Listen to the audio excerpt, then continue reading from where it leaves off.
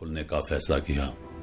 وہ قصہ نہیں جو عقل سمجھ سکے، یہ وہ راز ہے جو صرف عشق جانتا ہے، کیونکہ یہ کسی بادشاہ کا سفر نہیں، یہ کسی فرشتے کی پرواز نہیں، یہ ایک بشر کا وہ سفر ہے جس کے لیے رب کائنات نے خود بلاوا بھیجا، اور تاریخ نے اس رات کو ایک ہی نام دیا، شب معراج۔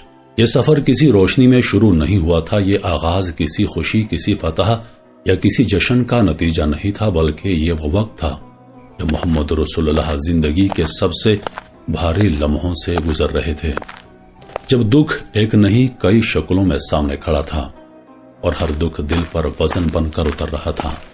تاریخ اس سال کو عام الحزن کہتی ہے، یعنی غم کا سال، وہ سال جس میں نبوت کے دو سب سے مضبوط سائے اٹھا لیے گئے، وہ ہستیاں جنہوں نے ہر مشکل میں محمد رسول اللہ کو سہارا دیا، حضرت خدیجۃ الکبریٰ رضی اللہ عنہا جنہوں نے سب سے پہلے ایمان لایا، اور حضرت ابو طالب جنہوں نے نبوت کو قبیلے کی تلواروں سے بچائے رکھا۔ دونوں اس دنیا سے رخصت ہو چکے تھے۔ یہ صرف جدائی نہیں تھی، یہ وہ خلا تھا جسے کوئی پر نہیں کر سکتا تھا، اور اسی خلا میں طائف کا زخم بھی شامل ہو گیا، جہاں پتھر جسم پر نہیں بلکہ دل پر برسائے گئے، جہاں لہو صرف جسم سے نہیں بلکہ حوصلے سے بھی بہ رہا تھا، جیسے زمین اپنی وسعتوں کے باوجود اللہ کے نبی کے لیے تنگ ہو گئی ہو۔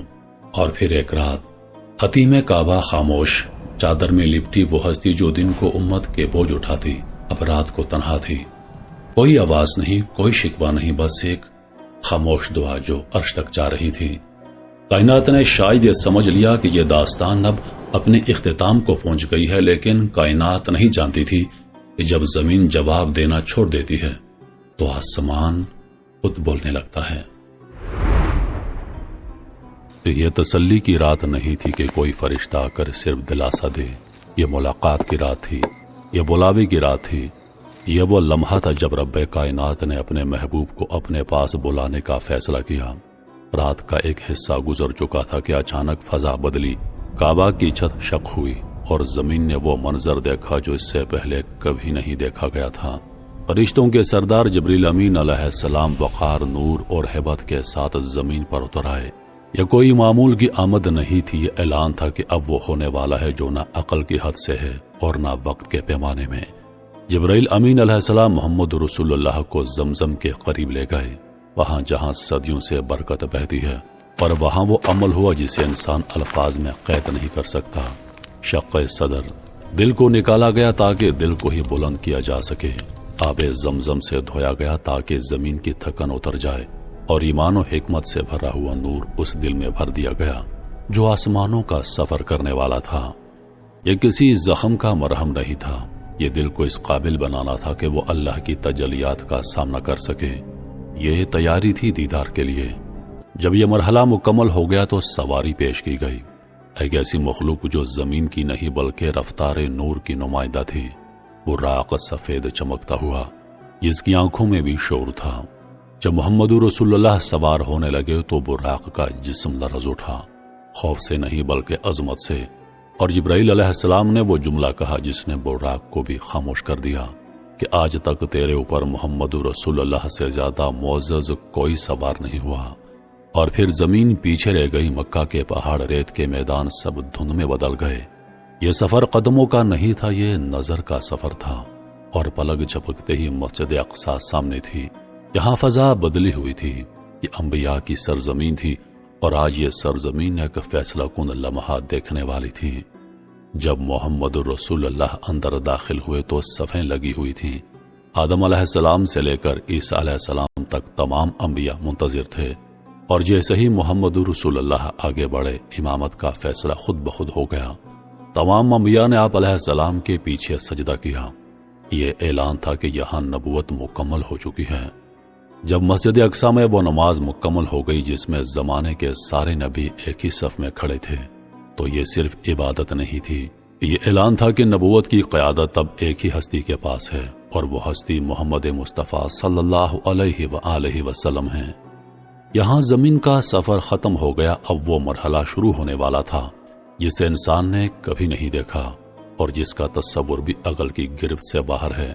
یہ معراج تھی، یعنی زمین سے آسمان کی طرف اٹھایا جانا۔ सीढ़ी नहीं, नूर का रास्ता।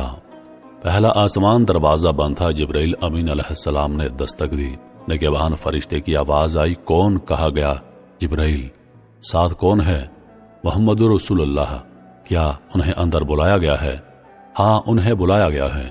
ये वो जुमला था जिसने आसमान के दरवाजे खोल दिए, क्योंकि यहाँ कोई जबरदस्ती नहीं, यहाँ सिर्फ बुलावे पर आया जाता है। पहला आसमान खुला और सामने हजरत आदम अलैहिस्सलाम थे, इंसानियत के बाप। उन्होंने अपने उस बेटे को देखा जिस पर इंसानियत मुकम्मल होने वाली थी। उन्होंने मुस्कुराकर दुआएं दी और यूं लगा जैसे नस्ल इंसानी ने अपने फख्र को पहचान लिया हो। दूसरा आसमान आया।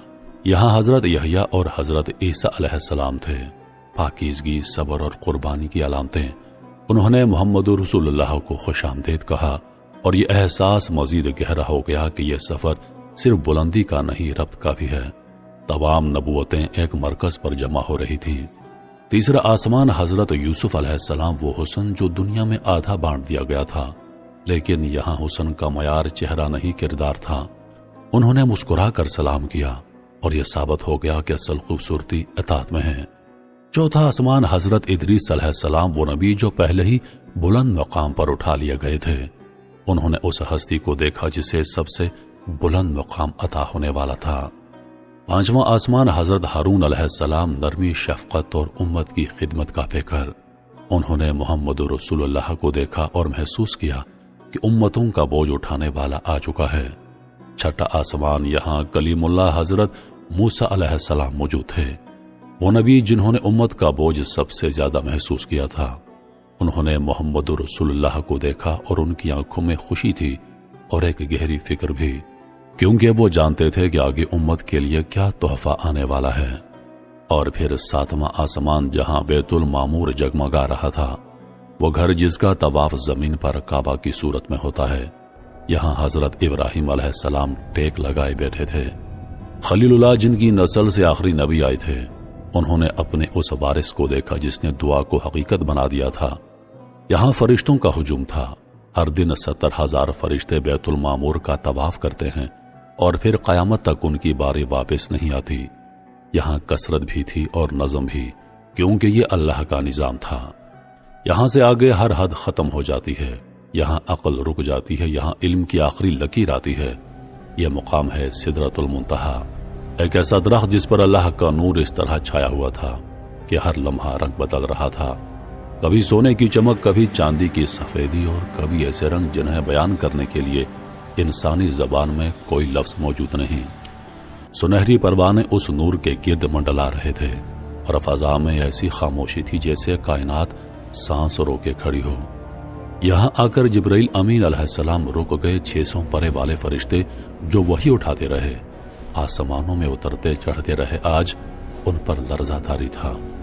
उन्होंने सर झुकाकर कहा, या रसूल अल्लाह, ये मेरी आखिरी हद है। इससे आगे अगर मैं एक कदम भी बढ़ाऊं तो अल्लाह के नूर की तजलियात मेरे पैरों को जला देंगी। और फिर वो मंजर आया जो कायनात ने कभी न देखा। एक बशर और फरिश्तों के सरदार से भी आगे बढ़ गया। अब दरमियान में ना कोई वास्ता था, ना कोई पर्दा। खामोशी इतनी गहरी कि तकदीर लिखने वाले कलमों की आवाज सुनाई दे रही थी। यह वो लम्हा था जहां वक्त भी रुक गया था।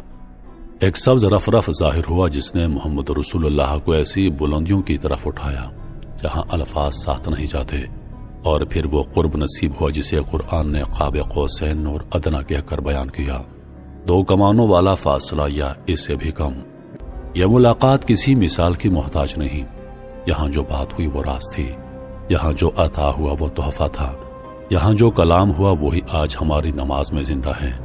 अत्तहियात से लेकर अस्सलाम तक ये वो लम्हा था जब रब ने अपने महबूब को उम्मत का सबसे बड़ा तोहफा अता किया, नमाज। 50 नमाजें फर्ज हुई। फिर वापसी पर हजरत मूसा अलैहिस्सलाम की उम्मत के दर्द से भरी आवाज आई और बार बार अर्ज के बाद यह बोझ कम होकर 5 रह गया, मगर अजर 50 का ही रखा गया, क्योंकि ये उम्मत कम में ज्यादा पाने वाली उम्मत है। यह सफर हजारों सालों पर मुहित था, लेकिन जब मोहम्मद रसूलुल्लाह वापस मक्का पहुंचे तो दरवाजे की कुंडी अभी भी हिल रही थी। बिस्तर की हिरारत बाकी थी। वक्त जमीन पर थम गया था। सुबह हुई तो अकल के पुजारी हंसने लगे। انہوں نے کہا یہ کیسے ممکن ہے؟ ایک رات میں آسمانوں کا سفر؟ لیکن ایمان نے جواب دیا۔ حضرت ابو بکر صدیق رضی اللہ عنہ نے کہا کہ اگر محمد رسول اللہ کہتے ہیں تو یہ سچ ہے، اور اسی ایک جملے نے انہیں صدیق بنا دیا۔ اور حضرت علی رضی اللہ عنہ جب عقلیں لرز رہی تھیں تو باب العلم کا یقین پہاڑ کی طرح قائم تھا، کیونکہ یہ سفر عقل کا نہیں بلکہ عشق کا تھا۔ معراج ہمیں سکھاتی ہے کہ جب انسان اللہ کے لیے سب کچھ کھو دیتا ہے تو اللہ اسے وہ عطا کرتا ہے جو نہ کسی آنکھ نے دیکھا اور نہ کسی کان نے سنا۔